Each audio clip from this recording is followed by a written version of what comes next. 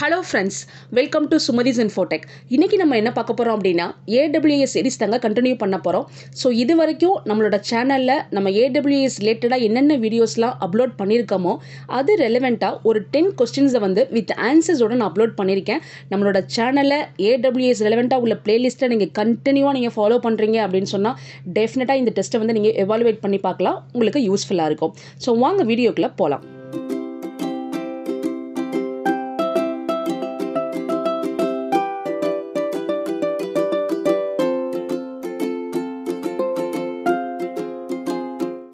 இது வரைக்கும் நம்மளோட சேனலை நீங்கள் சப்ஸ்கிரைப் பண்ணலை அப்படின்னா மறக்காமல் சப்ஸ்கிரைப் பண்ணிக்கோங்க. பக்கத்தில் இருக்க பெல் பட்டனை ப்ரெஸ் பண்ணி ஆல்ங்கிறத கிளிக் பண்ணிக்கோங்க. அப்போ தான் நான் போடுற எல்லா வீடியோஸும் உங்களுக்கு உடனுக்குடன் வந்து சேரும். Our first question is, the most suitable cloud computing model if you only wants to manage applications and data. Options are PaaS, SaaS, IaaS, on-premises. The most suitable cloud computing model if you only wants to manage applications and data.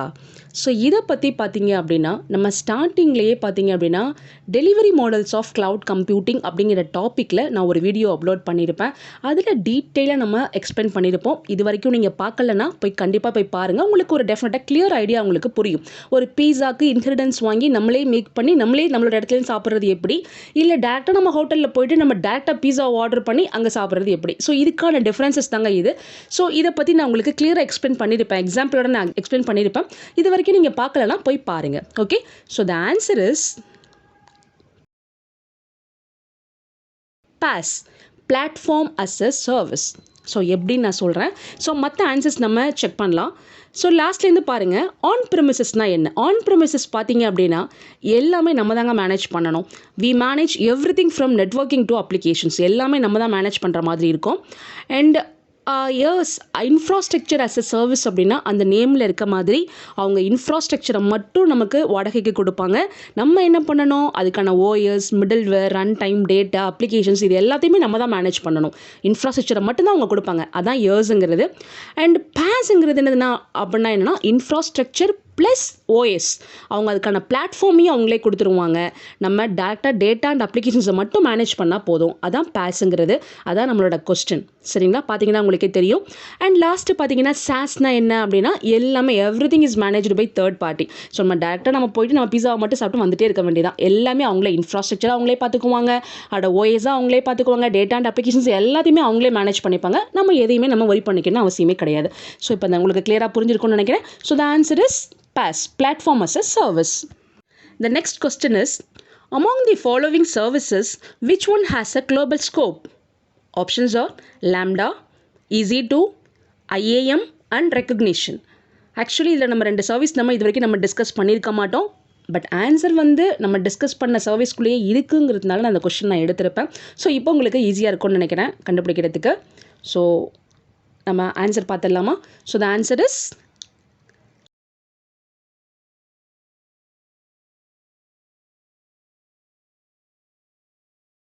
Identity and Access Management, that is IAM. So actually மற்ற சர்வீசஸ்லாம் பார்த்தீங்கன்னா lambda, EC2, recognition இதெல்லாம் பார்த்தீங்கன்னா எனக்கு regional சர்வீசஸ்னு சொல்கிறாங்க. இந்த IAM மட்டும்தான் என்னது அப்படின்னா எனக்கு குளோபல் சர்வீஸ், S3 மாதிரி. S3 is a global service. So அதே மாதிரி IAMங்கிறது ஒரு குளோபல் சர்வீஸ் தான். ஸோ மற்ற எல்லாமே என்னதுன்னா எனக்கு regional service. Okay, so the answer is IAM. The next question is, which of the following answers is incorrect regarding IAM users? So கீழே கொடுத்துருக்க ஸ்டேட்மெண்ட்ஸில் எனக்கு எந்த ஸ்டேட்மெண்ட் வந்து இன்கரெக்டான ஸ்டேட்மெண்ட் அப்படின்னு கேட்குறாங்க. ஆப்ஷன்ஸை நம்ம பார்த்தரலாம். First option, IAM users can belong to multiple groups. The next option, IAM users don't have to belong to a group. The next option, IAM users can have policies assigned to them. The last option is IAM users access AWS with the root account credentials. So என்னென்னலாம் கொடுத்துருக்காங்க. இந்த first option பார்த்தீங்கன்னா ஒரு IAM user வந்து நிறைய குரூப்போட, அதாவது multiple குரூப்ஸோட எனக்கு இன்டர் கனெக்ட் ஆகிருக்கலாம். அடுத்த ஆப்ஷன் என்ன கொடுத்துருக்காங்க, IAM யூசர்ஸ் வந்து எனக்கு ஒரு குரூப்போட எனக்கு பிலாங் பண்ணியிருக்கணுங்கிறது கிடையாது. அடுத்து என்ன கொடுத்துருக்காங்க, IAM யூசர்ஸ் வந்து பாலிசிஸ் வச்சுருக்கலாம் அப்படின்னு சொல்கிறாங்க. ஸோ அடுத்து லாஸ்ட் என்ன கொடுத்துருக்காங்க, ஐஏஎம் யூசர்ஸ் வந்து ரூட் அக்கௌண்ட் க்ரெடென்ஷியல்ஸை யூஸ் பண்ணியே அவங்க நான் வந்து AWS கன்சோலை நான் வந்து அக்சஸ் பண்ணலாம் அப்படிங்கிறத கொடுத்துருக்காங்க. ஸோ இந்த ஆப்ஷன்ஸில் எது வந்து தப்பான ஆன்சர், எது இன்கரெக்ட் அப்படின்னு கேட்குறாங்க. ஓகே, ஸோ இதை பற்றின வீடியோ பார்த்தீங்கன்னா IAM identity and access management அப்படிங்கிற டாப்பிக்கில் நம்ம டீட்டெயிலாக நம்ம டிஸ்கஸ் பண்ணியிருக்கோம். ஐஏஎம் யூசர்னா என்ன, ஐஏஎம் குரூப்னா என்ன, இதை பற்றி நம்ம போஸ்ட் பண்ணியிருக்கோம். ஸோ பார்க்காதவங்க போய் பாருங்கள். த ஆன்சர் இஸ்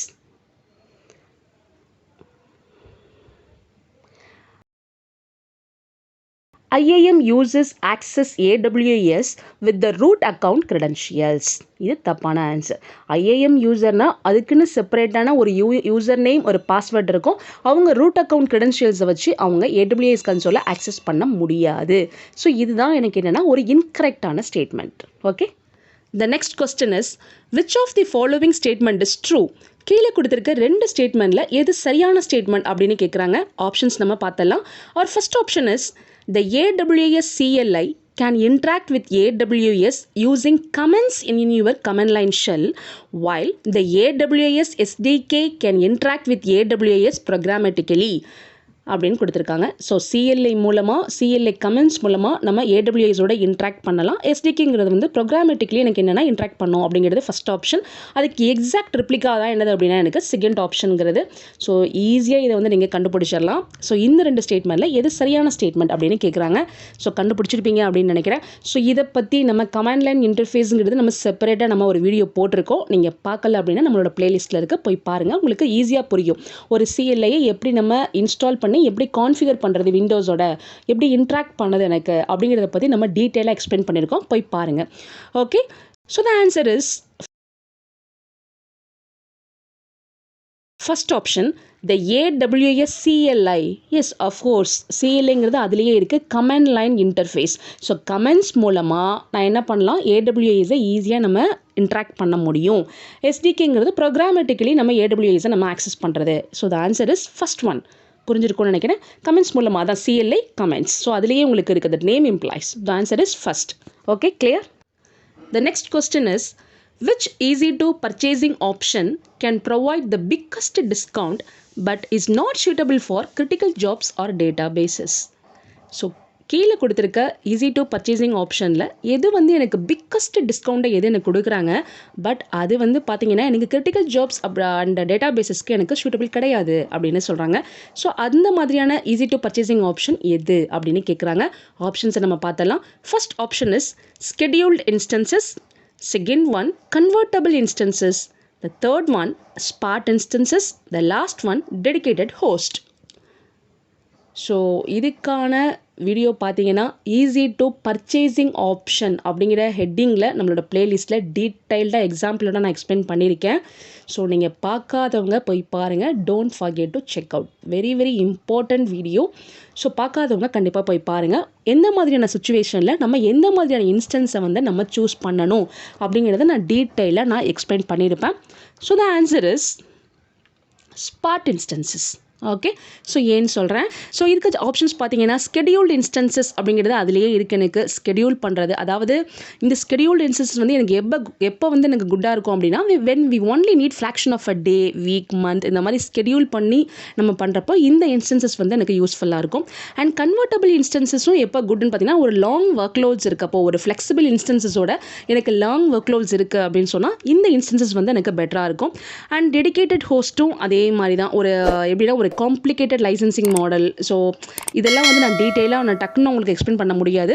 ஸோ இதெல்லாம் வந்து டீட்டெயிலாக நம்மளோட வீடியோவில் இருக்குது. போய் பார்க்காதவங்க போய் பாருங்கள். இந்த ஸ்பாட் இன்ஸ்டன்சஸ் தான் பார்த்தீங்கன்னா these instances are good for short work loads. ஒரு ஷார்ட்டாக எனக்கு ஒர்க் லோட் இருக்குது அப்படின்னா இந்த இன்ஸ்டன்ஸ் வந்து எனக்கு பெட்டர்.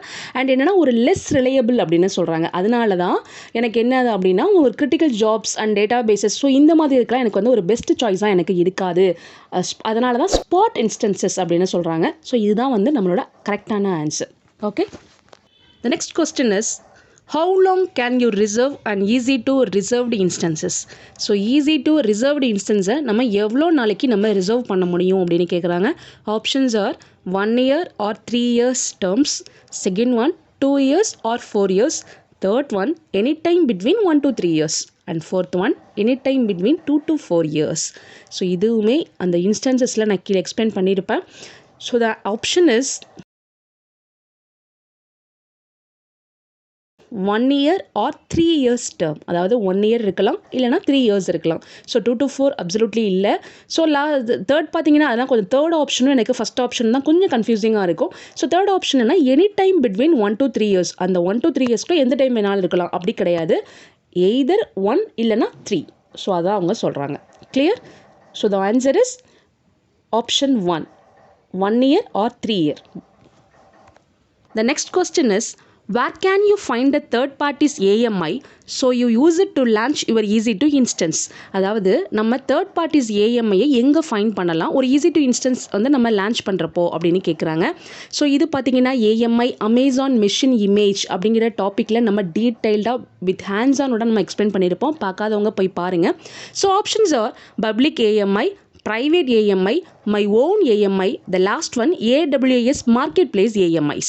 ஆக்சுவலி பார்த்தீங்கன்னா இதில் வந்து இந்த ஏஎம்ஐயோட டைப்ஸில் ஒரு டைப் வந்து ஏஎம்ஐயோட டைப்பே கிடையாது. பட் ஆனால் அதில் ஆப்ஷன்ஸில் நான் கொடுத்துருக்கேன். ஸோ நீங்கள் பார்த்த உடனே ஈஸியாக அந்த ஆப்ஷன்லாம் நீங்கள் என்ன பண்ணிடலாம்னா நெக்லெக்ட் பண்ணிடலாம். Okay, so the answer is AWS marketplace AMI. சரிங்களா? ஸோ மற்ற ஆப்ஷன்ஸை நம்ம குவிக்காக நம்ம ரிவ்யூ பண்ணிடலாம். So first option public AMI. So public AMIங்கிறது என்னது, AWSஏ ப்ரொவைட் பண்ணக்கூடிய AMIஸ்லாம் இதில் தாங்க இருக்கும். So this is to find AWS provided AMI. AWSஏ ப்ரொவைட் பண்ணக்கூடிய AMIஸ்லாம் இந்த பப்ளிக் AMIயில் இருக்கும். அப்சல்யூட்லி ரெண்டாவது பார்த்தீங்கன்னா ப்ரைவேட் AMIs. அந்த மாதிரி ஒரு AMIயோட டைப்ஸே கிடையாது. ஸோ இது ஆன்சர் கிடையாது. The third one, my own AMI. So that name implies this is to make and maintain ourselves. நம்மளே AMI கிரியேட் பண்ணி நம்மளே மெயின்டைன் பண்ணுறதா என்னது அப்படின்னா my own AMIs அப்படிங்கிறது. The last one, AWS marketplace AMI. இங்கே தாங்க வந்து we can use AWS marketplace AMIs to use someone else AMI. மற்றவங்களோட AMIயை நான் யூஸ் பண்ணணும் அப்படின்னா நம்ம இந்த டைப்ஸில் தான் நம்ம வரணும். ஸோ தேர்ட் பார்ட்டிஸ் AMIயில் எங்கே இருக்கும், AWS marketplace AMIயில் தான் இருக்கும் அப்படின்னு சொல்கிறாங்க. ஸோ அதுதான் நம்மளோட ஆப்ஷன். இப்போ உங்களுக்கு கிளியராக புரியும்னு நினைக்கிறேன். இதை பற்றி டீடைல்டாக வேணும்னா நம்மளோட AMI ரிலேட்டட் வீடியோஸை நீங்கள் செக் பண்ணுங்கள். Okay, the next question is changing on EC2 instance type from T3A.medium to T3A.2x large is an example of. So T3A.medium இன்ஸ்டன்ஸ்லேருந்து நான் T3A.2x largeக்கு நான் வந்து அதை மாற்றுறேன் அப்படின்னு சொன்னால் அது வந்து எனக்கு எந்த எக்ஸாம்பிளாக இருக்கும் எனக்கு அப்படின்னு கேட்குறாங்க. So options are horizontal scaling, high availability and agility, vertical scaling. So these are all 4 options available. So இதை பார்த்தீங்கன்னா நம்ம குவிக்காக தான் நம்ம சொல்ல முடியும். பிகாஸ் இதுக்கான செப்பரேட்டாக ஒரு 2-3 வீடியோஸ் நம்ம சேனலில் நம்ம போட்டிருக்கோம். ஸோ ஹை அவைலபிலிட்டினா என்ன, வெர்டிக்கல் ஸ்கேலிங்னா என்ன, ஹரிசாண்டல் ஸ்கேலிங்னா என்ன, இதுக்கெல்லாம் டீட்டெயிலாக நான் வந்து எக்ஸாம்பிளோட நான் எக்ஸ்பிளைன் பண்ணியிருப்பேன். ஸோ அந்த வீடியோ பார்க்காதவங்க கண்டிப்பாக போய் செக் பண்ணுங்கள். So the answer is vertical scaling அப்படின்னு சொல்கிறாங்க. ஸோ எப்படிங்கிறத பார்க்கலாம். ஸோ குவிக்காக நான் மற்ற ஆப்ஷன்ஸை நான் ரிவ்யூ பண்ணுறேன். ஸோ என்ன சொல்லியிருக்காங்க, மீடியம்லேருந்து 2x லார்ஜுக்கு நான் வந்து மாற்றுறேன்னா இது வந்து எதுக்கு எக்ஸாம்பிளாக இருக்கும் அப்படின்னு கேட்குறாங்க. ஸோ ஃபஸ்ட் ஆப்ஷன் என்ன கொடுத்துருக்கேன், ஹரிசாண்டல் ஸ்கேலிங். ஸோ ஹரிசாண்டல் ஸ்கேலிங்னா என்ன ஆக்சுவலாக, it means increasing the number of instances systems for our application. சரிங்களா? நம்பர் ஆஃப் இன்ஸ்டன்சஸையோ சிஸ்டம்ஸையோ நம்ம இன்க்ரீஸ் பண்ணுறது தான். Not changing the instance type. ஒரு டைப்லேருந்து இன்னொரு டைப்புக்கு நம்ம சேஞ்ச் பண்ணுறதே கிடையாது. அதான் ஹரிசாண்டல் ஸ்கேலிங். ஸோ இந்த ஆப்ஷன் நமக்கு கிடையாது. ஸோ நெக்ஸ்ட் பார்த்தீங்கன்னா ஹை அவைலபிலிட்டி. ஸோ ஹை அவைலபிலிட்டினா என்ன, ஆக்சுவலாக நம்மளோட அப்ளிகேஷன் வந்து அட்லீஸ்ட் 2 or 2 அவைலபிலிட்டி ஜோன்ஸில் வந்து எனக்கு ரன் ஆகிட்டு இருக்கணும். ஸோ இந்த ஆப்ஷன்ஸ் எனக்கு கிடையாது. எஜிலிட்டிங்கிறது it is the rapid ability to develop, test, launch our software application. So அதுக்கும் சம்மந்தமே கிடையாது. The last one vertical scaling. So vertical scaling தாங்க என்னது, it means increasing the size of the instance. So மீடியம்லேருந்து லார்ஜுக்கு நம்ம இன்க்ரீஸ் பண்ணுறோம். So இந்த ஆப்ஷன் தான், it means increasing the size of the instance. So changing from a T3A.medium to T3A.2x large is an example of size increase. So the option is vertical scaling.